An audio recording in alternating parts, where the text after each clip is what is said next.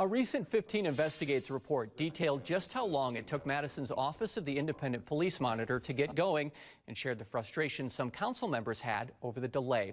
After my report aired, a member of that office reached out to me and made it clear they are working towards police reform and have recommendations for Madison's police department.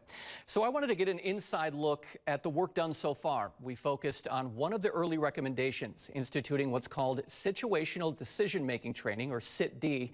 Tonight, we take a closer look at what that is, why the office recommended it, and we hear from the Madison Police Department about whether they think this training is even necessary.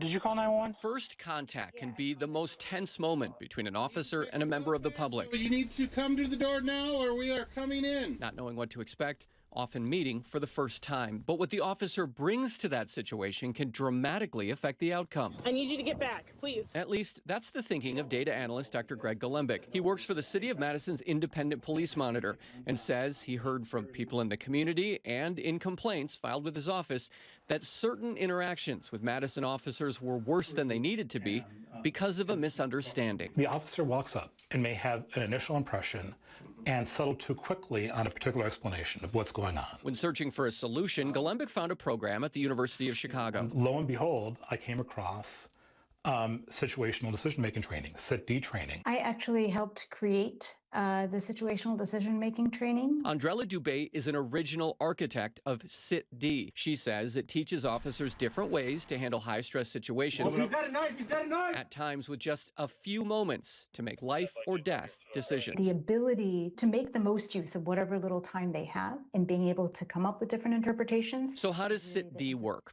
The virtual training shows officers how to spot tendencies like overgeneralization or assuming the worst in people. Dubé calls those cognitive biases, and they can lead to assumptions and mental shortcuts that skew how an officer sees and ultimately handles a situation. What we know from decades of psychology research is that the human mind, when it's confronted with conditions of stress and time pressure, has this tendency where we stop engaging in really proactive thinking and instead resort to automatic thinking. That's the theory, and it was actually put into the field with the Chicago Police Department back in 2020. 2,000 officers were chosen, half were given the training. Results published by Dubé's team shows officers who took the training were 23% less likely to use force and made 23% fewer discretionary arrests. They also had a 49% drop in officers missing workdays because of injuries after violent arrests. Basically, this is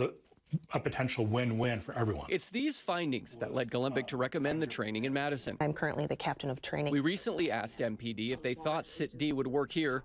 We found out. Are we doing a lot of it? Absolutely. Most of that training is already in place. Even if it's not called CIT-D, it's the same philosophy. It's really a basis of our instruction in terms of decision-making and professional communication and best possible solution responses. Captain Stephanie Drescher leads the training program for MPD. She says new officers go through 1,000 hours of training before they go out in the field.